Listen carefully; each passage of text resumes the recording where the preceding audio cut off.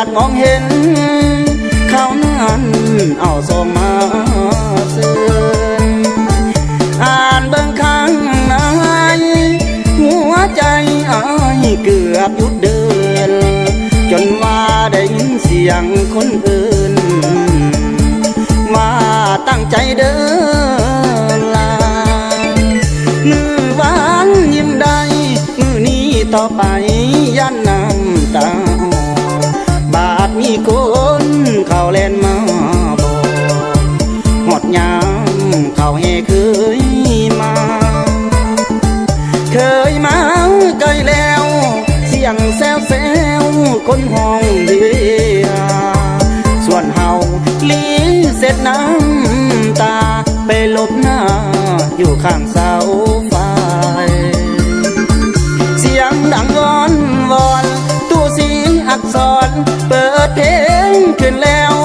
เพลงแห่เคยดังมาแซวแซวว่าแม่เท่าแก้วช่วยเปิดประตูเจ้าบ่าวเจ้าสาวมาสมกันแต่น้องสู่เสียงคนเว้าดังมาใส่หูบ่อยากจะฟังแต่มันได้ยินตู้ดังย้ำได้บาดหัวใจ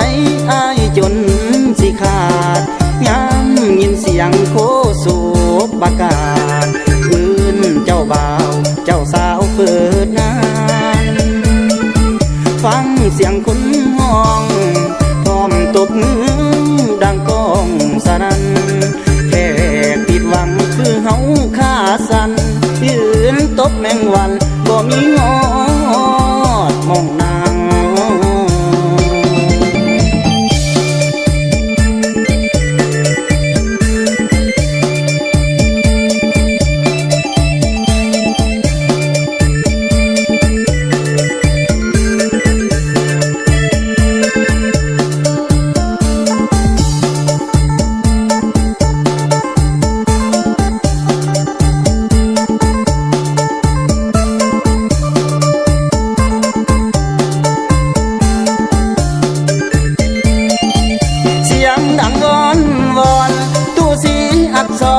เปิดเพลงขึ้นแล้ว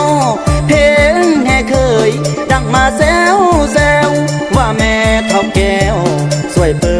ดประตูเจ้าบ่าวเจ้าสาวมาสมกันแต่น้องสู่เสียงคนเว้าดังมาใส่หูบ่อยากจะฟังแต่มันได้ยินดังย้ำได้บาดหัวใจอ้ายจนสิขาดย้ำยินเสียงโคสูบประกาศอื่นเจ้าบ่าวเจ้าสาวเปิดงานฟังเสียงคนห้องพร้อมตบมือดังก้องสนั่นแค่ผิดหวังคือเฮาขาสั่นยืนตบแมงวันบ่มีงอมองนาง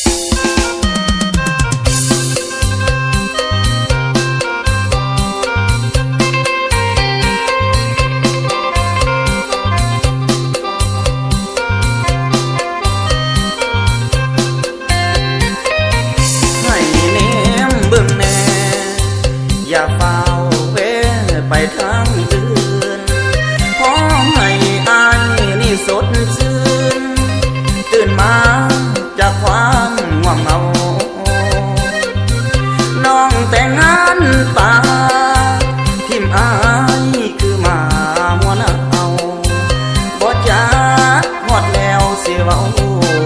เอาหัวเข้าขึ้นเศษน้ำตาก้มหน้าลงดินย้อนเป็นดินคุมตัวบ่ได้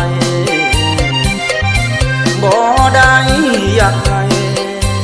แต่น้ำมันไหลออกตาสิมีไผเด้สิมาเป็นหมอรักษายามใจเจ็บขึ้นมาไผสิเอายาถ้าแพ้ใจอายขอแนมเบิ่งแน่สามใจอายไว้บ่ได้อยากกอดบ่ได้อยากคิดทำลายแต่นี่หัวใจของอายมันแตกสลาย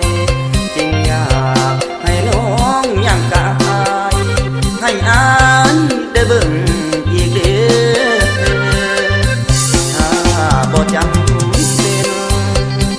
อายก็บ่อยากแต่นี้อายอยากส่องแสงหัวใจที่มันเปลี่ยนจงสวยทั้งบุญกาลุนคนที่เดินเซไอ้บ่ได้คิดโลเลบัดหัวใจเพให้ขอแนมเบิ่งแม่